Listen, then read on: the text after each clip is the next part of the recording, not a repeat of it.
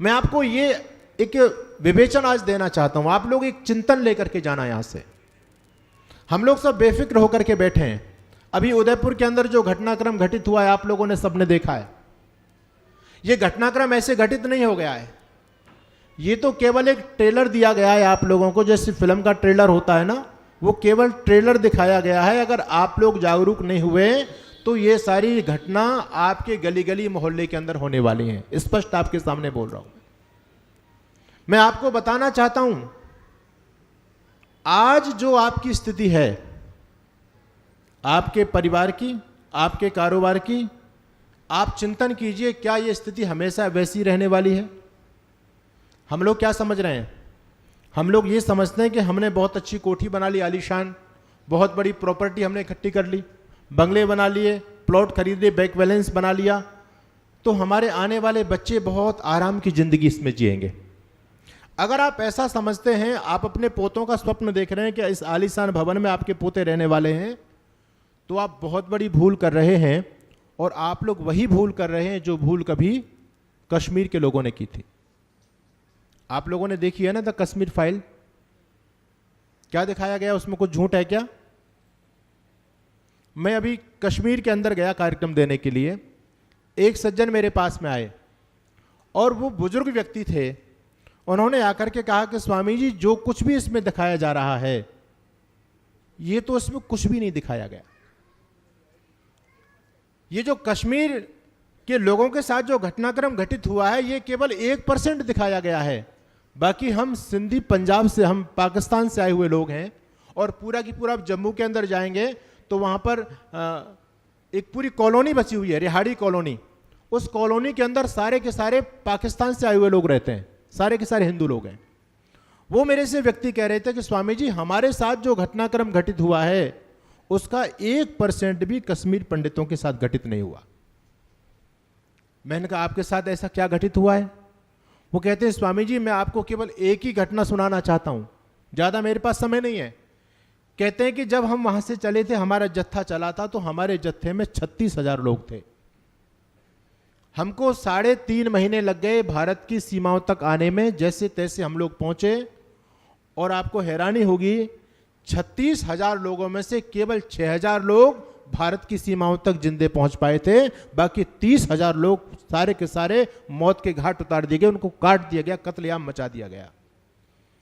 और वो कह रहे थे हमारे साथ जो माताएं बहनें थीं, ध्यान देना शब्दों को, हमारे साथ जो माताएं बहनें थीं, हम लोगों ने अपने हाथों से अपनी बहन बेटियों को खाने के लिए जहर बांटा था। और लेकिन दुर्भाग्य यह था स्वामी जी, हमारे पास जहर भी भरपूर मात्रा में नहीं था, जहर भी हमारे पास में कम था। हम अपनी बहन बेटियों को जहर इसलिए बांट रहे थे, जब तुम्हारी कोई इज्जत पर हाथ डाले तो अपनी इज्जत की रक्षा के लिए तुम अपनी आत्महत्या कर सको। और क्या कर पाओगी, तुम्हारे पास कोई हथियार नहीं है। मेरी माताओं बहनों, उन्होंने जहर बांटा और वो कहते हैं उन व्यक्ति की आंखों में आंसू, और कहने लगे स्वामी जी, हमारी जो बहन बेटियां थीं आपस में जहर के लिए लड़ने लग गई, क्योंकि जहर भी कम था। उनमें लड़ाई हो गई जहर को लेकर के। कहते हैं 36,000 चले थे, केवल 6,000 लोग हम लोग पहुंच पाए 3.5 महीनों में। बीच के कालखंड में क्या क्या हमारे साथ हुआ, कहते हैं हम यदि कल्पना करने लग जाएं तो रोंगटे खड़े हो जाते हैं। मैं ये कह रहा हूं केवल 1% दिखाया गया और इसमें कुछ भी गलत नहीं दिखाया गया। आप अपने इतिहास के पन्नों को पलट करके देखिए, आपके साथ में क्या क्या हुआ है। अपने अतीत को देखो। आपको यदि अत्याचार पढ़ने के आपके ऊपर क्या क्या अत्याचार हुए तो कभी मोपला पढ़ करके देखिए, वीर सावरकर ने लिखा है। बहुत से लोग यहां पर होंगे जिन्होंने वो ग्रंथ पढ़ा होगा, मोपला वीर सावरकर का। आपके रोंगटे खड़े हो जाएंगे कि किस किस प्रकार के अत्याचार हमारी बहन बेटियों के ऊपर किए गए। उनको लूट का माल बोलते हैं वो लोग। जब किसी नगर को जलाया, पुरुषों को जो उनके काम के थे उनको बंधक बनाया, और जो स्त्रियां होती थी हमारी, वहां पर जो व्यक्ति जितना बड़ा होता था उनके सेना का लुटेरा, उसको सबसे पहले अधिकार दिया जाता था कि तुमको जितनी स्त्रियां चाहिए छांट करके ले जा सकते हो। क्रम वाइज वहां पर पद के अनुसार स्त्रियों को वहां बांटा जाता था, पढ़िए। और इतना ही नहीं, इनकी जो है ज्यादती की हद की सीमाएं तो वहां टूट गई जब वीर सावरकर लिखते हैं, एक सुंदर नौजवान लड़की की जब ये इज्जत के ऊपर ये नालायक दरिंदे टूटने लग गए, उसकी मृत्यु हो गई। और मृत्यु होने के बाद भी 13 दरिंदों ने उसके साथ में बलात्कार किए थे। ये अत्याचार हमारे ऊपर हुए हैं। मैं आपको केवल डराना नहीं चाहता, मैं केवल आपको बताना चाहता हूं कि देश में क्या कुछ चल रहा है। उदयपुर में जो कुछ हुआ है, उस घटना को करने के बाद में उनके मन में कोई गला शिकवा नहीं है। आपने वीडियो सुना होगा, क्या बोल रहे थे, उसमें खुशी मना रहे हैं वो लोग, और आपको चैलेंज दे करके गए हैं, कहते हैं अल्लाह हमने तेरा काम पूरा किया, हमको अपनी जो है ताकत देना, और हम इस देश के प्रधानमंत्री की गर्दन को भी काटेंगे। ये सबके सामने लोग बोल करके गए। आप सोचिए उनके मंसूबे कहां तक फैले हुए हैं। मैं आपको ये जगाना चाहता हूं, हमारे यहां बहुत सारे लोग बैठे हैं। कल भी मुझे बड़ी प्रसन्नता हुई थी, आचार्य जी ने परिचय कराया था, बहुत सारे लोग एक विकल्प लेकर के आ रहे हैं। हमारे आदरणीय कर्नल साहब बैठे हैं, आज मैं मध्याह्न में इनके पास में गया, इनके मन में दिल में जो टीस है वो उन्होंने दिखाई कि हम ज्यादा कुछ नहीं कर सकते। मेरे पर लोग आरोप लगाते हैं, क्या आप इस समाज को लड़वाना चाहते हैं, क्या इस समाज को मरवाना चाहते हैं? मैं मरवाना नहीं चाहता, मैं लड़वाना नहीं चाहता। मैं तो ये कहता हूं कि तुम अपनी सुरक्षा कर लो, तुम्हारे लिए यही बहुत बड़ी बात है। नहीं तो आप अपनी सुरक्षा भी नहीं कर पाएंगे। केवल आर्य समाज का मंच ऐसा है, और कुछ हमारे हिंदूवादी संगठन के लोग कुछ ही बोलते हैं इन मुद्दों पर, सारे के सारे नहीं बोलते, और बोलना खतरे से खाली नहीं है। मैं भी जानता हूं, हमारे हर्षित जी बैठे हैं, कितना कितना बवाल होता है इन सारे मुद्दों पर बोलने के लिए, लेकिन फिर भी हम सन्यासी हैं। इस सोते हुए समाज को जगाना हमारा धर्म है, इसलिए मैं आपके सामने बोलना चाहता हूं। चिंतन कीजिए, आपकी जो प्रॉपर्टी है कमाने के लिए मैं मना नहीं कर रहा हूं, लेकिन जरा यह भी चिंतन कीजिए, क्या यह संपत्ति आपकी सुरक्षित रह पाएगी? कश्मीर के अंदर 70-70 बीघे के सेब के बाग यूं की यूं धरे रह गए उनके लोगों। बड़ी बड़ी कोठियां, बड़ी बड़ी गाड़ियां, सबकी सब धरी रह गई, और वो लोग कहते हैं आंखों में आंसू भर करके, स्वामी जी संपत्ति की बात तो छोड़ दो, चलो कश्मीर की बात तो 30 साल पुरानी घटना है। मैं आपको वर्तमान समय का उदाहरण देता हूं। अफगानिस्तान में जो घटनाक्रम घटित हुआ, वहां से एक सांसद आपके देश में आए, पंजाबी थे, आप लोगों ने देखा होगा, जो लोग जागरूक हैं, जब एयरपोर्ट पर उतरे थे। अफगानिस्तान का सांसद है, कोई सामान्य व्यक्ति नहीं है, लेकिन जब वो व्यक्ति आपके देश में आता है तो उस व्यक्ति के पास में क्या था? कोई प्रॉपर्टी थी, धन संपत्ति थी? कुछ भी। केवल पत्नी और 2 छोटे छोटे बच्चे। पत्रकार लोगों ने जब अपने माइक आगे किए पूछने के लिए कि कुछ बताइए क्या आपके साथ में हुआ, दोनों की आंखों में आंसू आ गए, कहने लगे कि महाराज हमारी जान बच गई, ये बहुत बड़ी बात है। संपत्ति तो छोड़ दो, संपत्ति की तुम चिंता कर रहे हो ना, ये संपत्ति काम आने वाली नहीं है। व्यक्तियों को अपनी जान के लाले पड़ रहे हैं। ये बहुत बड़ी कॉन्स्पिरेसी चल रही है, बहुत बड़ा षड्यंत्र चल रहा है। इस देश में पूर्ण लोगों का पूरी तरह से होमवर्क हो चुका है, और होमवर्क इसको लेकर के हो चुका है कि ये पटेल साहब की संपत्ति मेरे नाम, ये चौधरी साहब की कोठी मेरे नाम, इसकी जमीन मेरे नाम होने वाली है। उन लोगों का पूरा होमवर्क है। पश्चिमी उत्तर प्रदेश में मैं जाता हूं, एक सज्जन मेरे पास में आए, कहने लगे स्वामी जी आप बिल्कुल सत्य कह रहे हैं। मैंने कहा आपके साथ में क्या हुआ? कहते हैं जी मैं किसान हूं। अच्छे व्यक्ति हैं बहुत। कहते हैं जी मैं किसान हूं, और हमारे आसपास सारे के सारे वही लोग रहते हैं। हम लोग गन्ना की खेती करते हैं, और गन्ना को जब देते हैं तो नीचे वाला गन्ना तो कंपनी में दे देते हैं जिसकी चीनी बनती है, ऊपर की उसको बोलते हैं अंगोला। ऊपर की जो घास होती है उसको अंगोला कहते हैं वो लोग। उसको खेत में पड़ा रह जाते, जब वो सूख जाता है तो उसको ट्रॉलियों में भर के अपने काम में ले लेते हैं वो लोग। कहते हैं जी हम अपने खेत में से जब वो ले जाने लगे तो हमको रोक दिया, और वो लोग जबरदस्ती हमारे खेत से हमारी घास को भरने लग गए। मैंने कहा भाई ये क्यों जबरदस्ती कर रहे हो आप लोग? हमारे भी पशु हैं, हमारा भी काम आने वाला है, तुम अपने खेत की लेके जाओ, हमारी खेत की क्यों लेकर जा रहे हो? तो कहता है स्वामी जी मेरे से वो लोग बोले कि आज तुझको केवल घास को देने में दिक्कत हो रही है। अरे मूर्ख, कुछ दिन बाद ये खेत में जिसमें तू गन्ना करता है, खेत भी हमारे पास आने वाला है। जब तेरे खेत को हम जोतेंगे तब तेरी क्या स्थिति होगी? वो व्यक्ति उसके मुंह पर कह करके गए। और ये मैं 1% भी असत्य आपके सामने नहीं बोल रहा हूं। मैं राजस्थान की धरती से आपके बीच में आया हूं, जयपुर की घटनाक्रम में सुनाता हूं, और मैं आज आपके कान इसलिए खोलना चाहता हूं कि हमारे बहुत सारे भाई बंधु इस भ्रम में जी रहे हैं। आप लोग संपत्ति कमा रहे हैं अपने बच्चों के लिए, लेकिन भविष्य भी देखना। मुझको हिंदू समाज का भविष्य बहुत बड़े खतरे में दिखाई दे रहा है। हम लोग एक बच्चा हमारे पास में, और संपत्ति कितनी है? अच्छा आप चिंतन करो, कोई भी माता पिता अपने बच्चों के भविष्य को अधर में छोड़ना चाहता है क्या? जैसे आपको अपने बच्चों के कैरियर की चिंता है, और वो लोग 17 बच्चा पैदा करते हैं, क्या उनको अपने बच्चों की कैरियर की चिंता नहीं होगी क्या? क्यों जी, होगी या नहीं होगी? क्या वो केवल पन्नी उठाने के लिए पैदा करते हैं, ठेरी लगाने के लिए पैदा करते हैं, पंचर लगाने के लिए पैदा करते हैं क्या? उनकी भी बहुत बड़ी इच्छाएं, लेकिन उन्होंने अपने व्यक्तिगत स्वार्थों को एक तरफ रखा हुआ है। कोई माता पिता अपने बच्चों को भिखारी नहीं बनाना चाहता। आप एक बच्चा इसलिए पैदा करते हो क्योंकि आप कहते हैं हम ज्यादा बच्चों का पालन नहीं कर सकते, हमको बच्चे को डॉक्टर बनाना, इंजीनियर बनाना, एजुकेशन बहुत महंगी है, हम ज्यादा बच्चों का पालन नहीं कर सकते। लेकिन वो 17 बच्चा पैदा करते हैं, वो तो पालन कर रहे हैं। वो भी माँ बाप है, माँ का हृदय उसके अंदर भी है, पिता का हृदय उसके अंदर भी है, लेकिन फिर भी उन्होंने अपनी व्यक्तिगत आकांक्षाओं को, इच्छाओं को एक तरफ रख दिया है और एक विजन लेकर के चल रहे हैं। हमारे बच्चों का कैरियर चाहे वर्तमान में दांव पर लग जाए, कोई चिंता की बात नहीं है, लेकिन इस देश को दारुल इस्लाम बनाएंगे, इस देश में अपनी सत्ता स्थापित करेंगे। इसके लिए हमको कुछ भी करना पड़े हम करेंगे। वो एक विजन के साथ, एक संकल्प के साथ आगे बढ़ रहे हैं। मेरे पास में एक डॉक्टर साहब रहते हैं, उन्होंने करोड़ों रुपए का डोनेशन दिया एक संस्था के लिए। मैंने उनसे पूछा कि आपने बहुत बड़ा पुनीत काम किया है, जैसे हमारे आदरणीय कर्नल साहब बैठे हैं, देखो इनकी भी भावना है, नहीं चाहते तो इसको किराए पर उठा सकते हैं और कुछ भी काम ले सकते हैं इस प्रॉपर्टी का, लेकिन ऐसे भी आज वर्तमान समय में महापुरुष हैं समाज में, जो समाज के लिए जी रहे हैं, समाज के लिए सोच रहे हैं। डॉक्टर साहब ने करोड़ों का डोनेशन दिया। मैंने उनसे पूछा कि आपने इतना बड़ा त्याग किया, ये भाव आपके मन में कैसे आ गए, आप तो बहुत बड़े दानी हैं। डॉक्टर साहब कहने लगे, स्वामी जी मैं दानी वानी कुछ नहीं हूं, मैंने तो केवल भविष्य के आहट को सुन लिया, भविष्य को देखा है।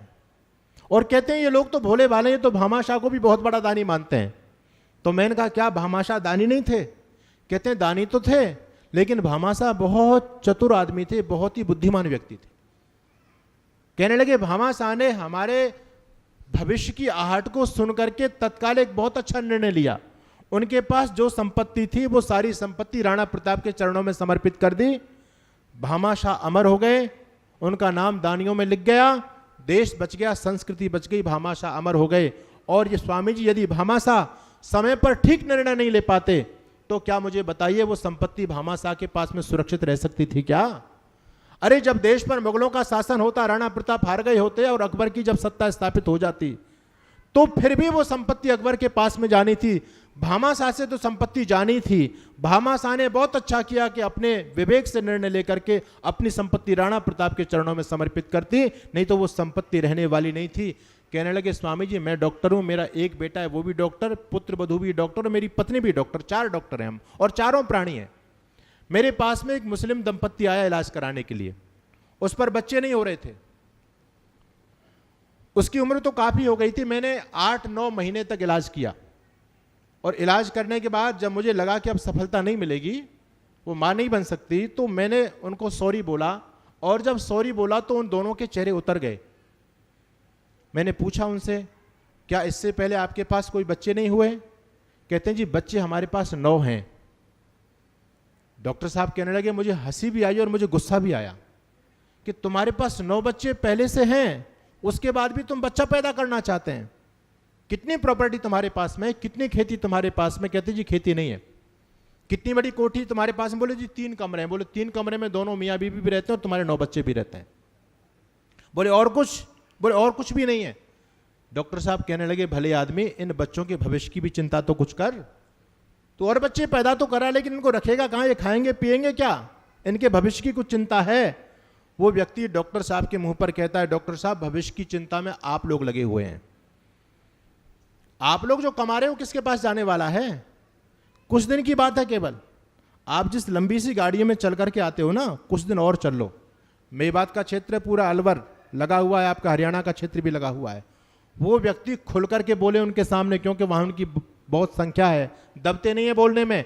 वो कहते हैं डॉक्टर साहब कुछ दिन इस लंबी सी गाड़ी में चल लो, ये आलीशान कोठी आपकी बनी हुई है 4 मंजिल की। अरे आप तो 2 ही तो सदस्य हो, 2 ही तो जोड़े हो, 2 कमरे में रहोगे और इन 2 कमरों में भी नहीं रह पाओगे, कुछ दिन रह लो। इसमें हमारे जो 9 बच्चे हैं ना, वही इन कमरों में रहेंगे। जगह जगह तुम्हारे जो प्लॉट खरीदे पड़े हुए हैं, इन प्लॉटों पर सब पर हमारा कब्जा होगा। वो कहते हैं तुम तो एक बच्चा पैदा करके उसको डीएम बनाना चाहते हो, हम 17 बच्चा पैदा करेंगे और इस देश का पीएम अपना बनाएंगे। और जब इस देश का पीएम हमारा बनेगा तो हमारा पीएम निर्धारित करेगा किस जिले का कौन डीएम बनेगा। अरे कानून तुम्हारे लिए होगा, जिसकी लाठी उसकी भैंस, जिसकी जनसंख्या होती है, जिसका बहुमत होता है, उसके लिए कानून भी काम नहीं करता। वो व्यक्ति डॉक्टर साहब के मुंह पर कह करके गया, मेरी माताओं बहनों सज्जनों, डॉक्टर साहब को एकदम करंट मिला और डॉक्टर साहब ने रिजाइन दे दिया, अपनी एक कोठी बेच करके एक संगठन के नाम कर दी और राष्ट्र जागरण के काम में डॉक्टर साहब लग गए।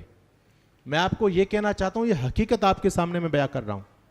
उन लोगों की पूरी योजना देख लो। आप लोग भाईचारे का राग अलाप रहे हैं। आप भाई भाई, अरे चिंतन करो, ये भाई किसी के नहीं हुए। बहुत खुले शब्दों में बोल रहा हूं मैं। आप लोगों ने अब तक भाईचारा खूब किया, क्या आपका भाईचारा सफल हो पाया? बिल्कुल नहीं हो पाया। और एक बात मैं कहता हूं, किसी शायर ने 2 पंक्ति लिखी थी, सुनो काफिरो मौत तुम्हारी उनके लिए विजय परचम है। आपको क्या बोलते हैं जी? आप बोलते हैं भाईचारा, भाई बोलते हैं आप, और वो लोग क्या बोलेंगे आपको? काफिर। और काफिर का मतलब क्या होता है? मैं आप लोगों से काफिर बोलूंगा तो आप लोगों को अच्छा लग रहा है क्या? क्या संबोधन है आप उनकी दृष्टि में? आपके लिए काफिर शब्द है। सुनो काफिरो मौत तुम्हारी उनके लिए विजय परचम है, और तुम्हारी मानवता से ही तो इन दुष्टों में दम है। कितनी बार बताया तुमको, कितनी बार बताया तुमको, पर तुम समझ नहीं पाए।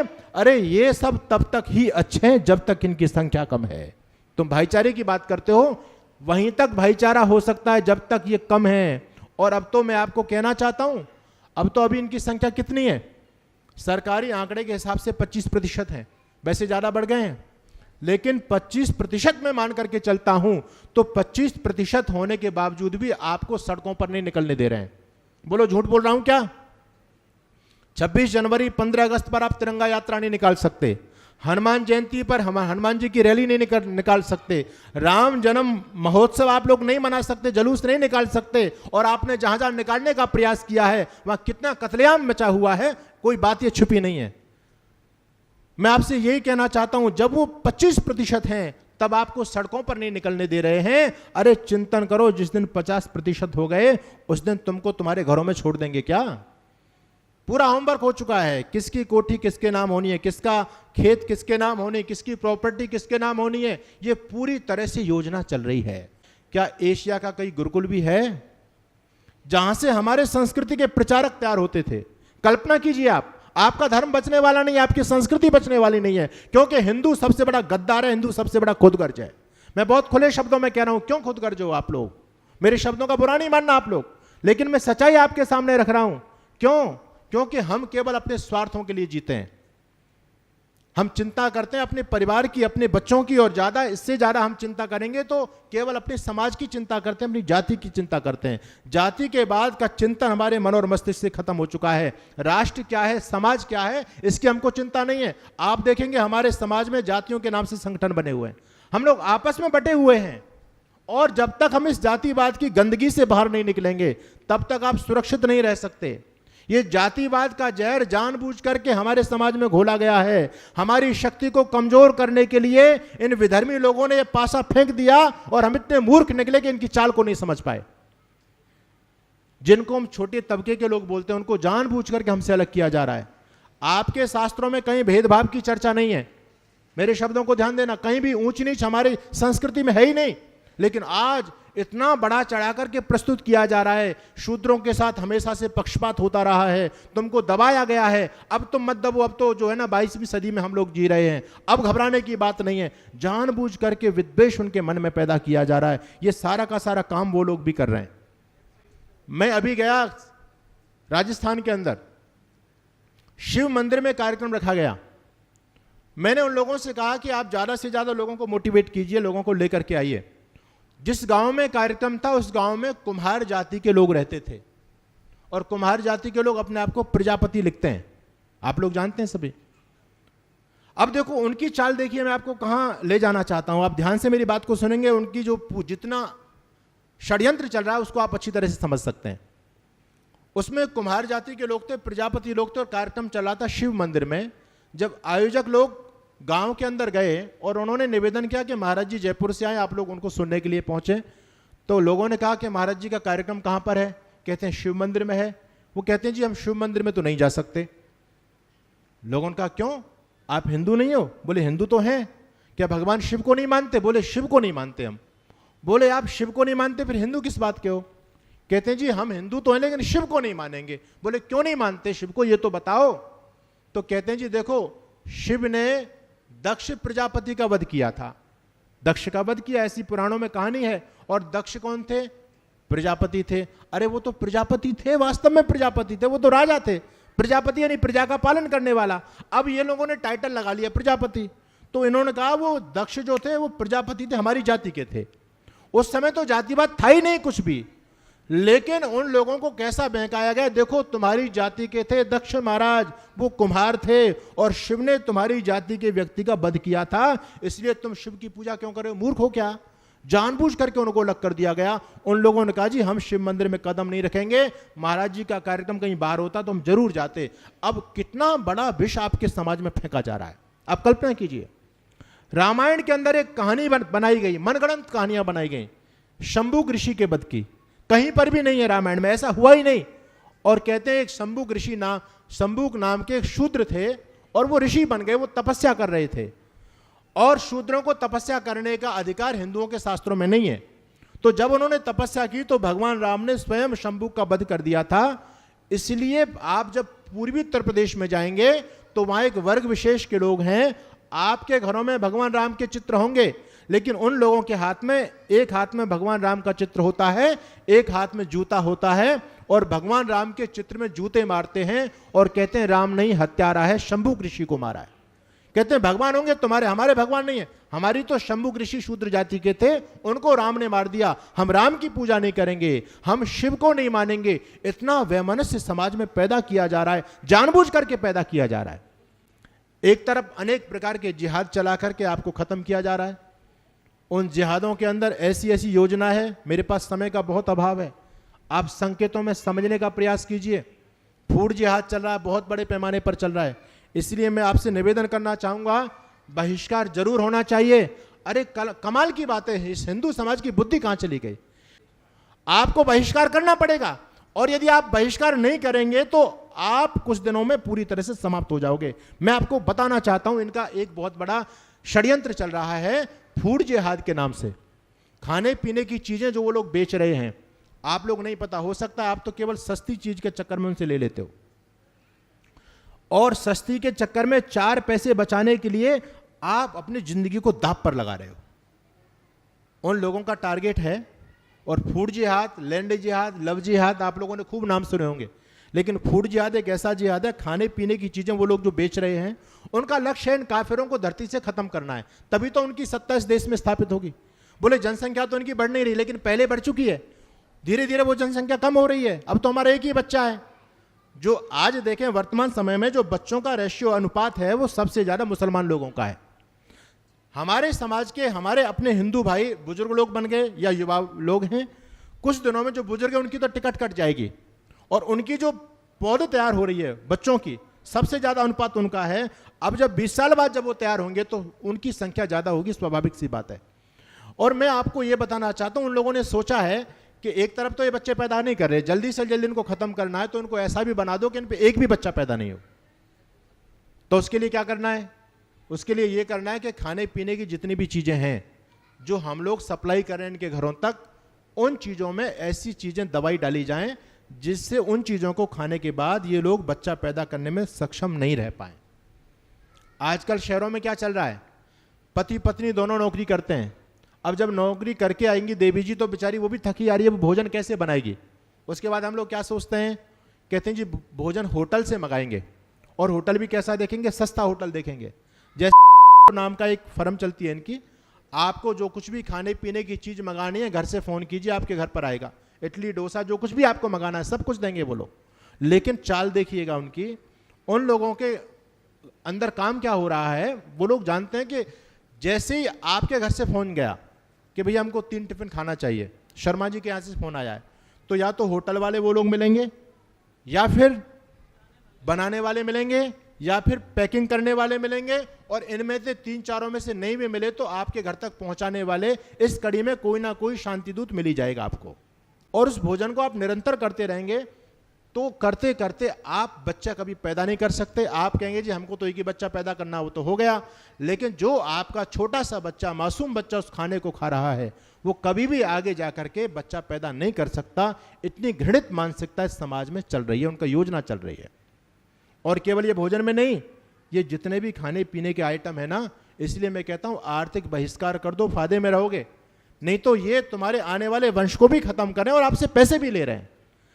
यानी हमको मारने की पूरी योजना बना रहे हैं और हमसे ही पल्लवित हो रहे हैं, और हम ऐसे मूर्ख हैं कि जो अपना दुश्मन है उसी को खूब हम पैसा दे रहे हैं। तो ये हमको जागरूक करना पड़ेगा, होना पड़ेगा। आर्थिक बहिष्कार बहुत जरूरी है। आप देखिए, हमारे कर्नल साहब बता रहे थे, जिन रेडियो के ऊपर 108 लिखा होगा, जय श्री राम लिखा होगा, हम केवल उन्हीं से सामान खरीदेंगे। बहुत अच्छी मुहिम है, सबको संकल्प लेकर के जाना चाहिए। वो कल हमारे भाई आए, उन्होंने एक ऑप्शन दिया है कि हम आज तक ज्यादातर जो छोटे मोटे काम है सब पर उनका आधिपत्य हो चुका है, और देश की मैं तो कहता हूं लगभग 50% जो है व्यवसाय पर उन लोगों का एक कब्जा हो चुका है पूरी तरह से। और हम लोग उन कामों को करने में शर्म समझते हैं और वो लोग बड़े फक्र से उस काम को करते हैं। सब्जी बेचने वाले ज्यादातर वही लोग मिलेंगे, और कितना ज्यादा बेनिफिट है उसमें। हम लोग उसको बहुत छोटा काम समझते हैं, बोले क्या हम सब्जी बेचेंगे? ऐसा नहीं है, करना पड़ेगा। अपने धर्म को बचाना है, संस्कृति को बचाना है। कहने के लिए बहुत सारी बातें थी, मुझको रुकना पड़ेगा।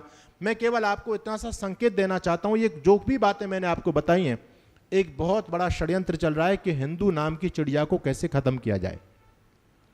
अतीत के पन्नों को पलट करके देखना, इतिहास में लिखा है जहां से सूर्य उदय होता था और जहां तक सूर्य अस्त होता था, वहां तक आर्य यानी हिंदू लोगों का चक्रवर्ती साम्राज्य हुआ करता था। कभी अमेरिका के राजा भी आपके देश के राजा के अधीन हुआ करते थे। चीन आज दुनिया का सबसे धूर्त देश है, बदमाश देश है, उस चीन का राजा भी आपके देश में आता था, यह आपके इतिहास में लिखा हुआ है। वो भी हमारे देश के चक्रवर्ती राजा के शासन को मानता था। यानी हम पूरे सब जगह हम लोग थे, लेकिन आज हमारा अस्तित्व पूरी तरह से खत्म हो चुका है। पूरे यूरोप से हम लोग खत्म हो गए, एशिया से हम लोग खत्म हो गए।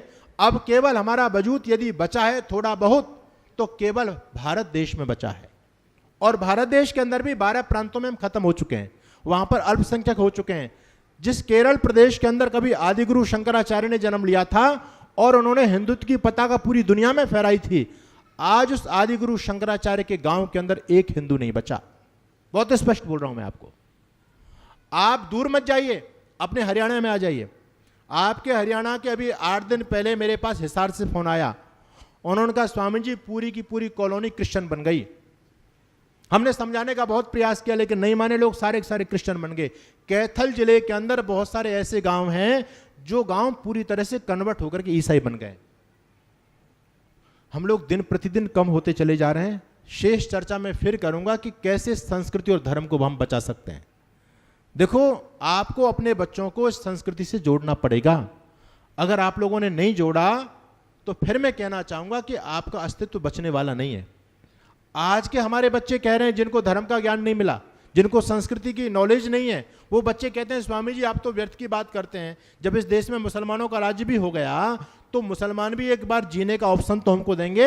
वो भी कहेंगे अगर जीना चाहते हो तो मुसलमान बन जाओ, हम मुसलमान बन करके जी लेंगे, हम क्रिश्चियन बन करके जी लेंगे। ऐसी मानसिकता हमारे बच्चों की बन गई है, क्योंकि हमने अपने बच्चों को संस्कारों से नहीं जोड़ा, संस्कृति से नहीं जोड़ा, अपने धर्म से नहीं जोड़ा। इसलिए मैं कहता हूं आज कट्टरता बच्चों के अंदर भरने की आवश्यकता है। जैसे उन लोगों में कट्टरता है ना, हम लोगों में कट्टरता नहीं रही, इसलिए हम खत्म हो गए पूरी तरह से। कोई भी मौलवी आपको यह कहता हुआ नहीं सुनेगा कि सारे धर्म समान होते हैं, सारे धर्म प्रेम और भाईचारे की बात करते हैं। वो कहते हैं दुनिया में सबसे अच्छा धर्म है तो हमारा इस्लाम है। आप किसी पादरी के पास में बैठेंगे तो पादरी कहेगा कि दुनिया में सबसे बढ़िया कोई रिलीजन है तो वो क्रिश्चियनिटी है। और हमारे ये मूर्ख जितने भी घूमते हैं ये क्या कहते हैं, ये कह दीजिए सारे धर्म प्रेम और भाईचारे की बात करते हैं। इनको कुछ पता ही नहीं है कि धर्म है क्या चीज। इन्होंने अपने धर्म ग्रंथों को नहीं पढ़ा, ये दूसरों के कुरान और पुराण को क्या पढ़ेंगे। तो आज आवश्यकता है हम लोग जागरूक बने, आर्य समाज से जुड़िए। ये जो मैं वेदना आपके बीच में रख रहा हूं, ये आपको बचाने का उद्यम यदि सबसे पहले किसी ऋषि ने किया तो स्वामी दयानंद सरस्वती ने किया था। अगर ऋषि दयानंद सरस्वती इस धरती पर नहीं आते तो आज मैं आपके सामने यहां बैठा हुआ नहीं होता और आप लोग भी यहां पर मुझे बैठे हुए नहीं मिलते। हमारे गले में या तो क्रॉस पड़ा हुआ होता या हमारे भी सिर पर गोल गोल टोपी और लंबी सी दाढ़ी होती, हम ईसाई या मुसलमान बन गए होते। यदि आज हमारा वजूद बचा हुआ है तो ऋषि दयानंद और आर्य समाज की कृपा से बचा हुआ है। इसलिए आर्य समाज को केवल आप ऐसा केवल कोई भक्ति भजन वाला संगठन मत समझो। राष्ट्र की सबसे बड़ी चिंता यदि किसी को है और इस देश को बचाने का काम किया है तो आर्य समाज ने किया है। देश की जब आज़ादी की लड़ाई हुई थी उसमें भी 85% आर्य समाजी थे। और आज भी हमारे आर्य बंधु इस देश की अस्मिता को बचाने के लिए, संस्कृति और धर्म को बचाने के लिए पूरी तरह से लगे हुए हैं। शेष चर्चा फिर करेंगे। और आपके सामने मैं एक लक्ष्य भी रख करके जाऊंगा कि किस प्रकार से, ये तो मैंने आपके सामने अभी एक चिंतन दिया है, परिस्थितियां आपके सामने रखी हैं, इनका समाधान क्या हो सकता है, उस समाधान पक्ष पर भी हम चर्चा करेंगे। आप लोगों ने बात को ध्यान से सुना, आप सभी का बहुत बहुत धन्यवाद, साधुवाद, सबको आशीर्वाद। ओम शम।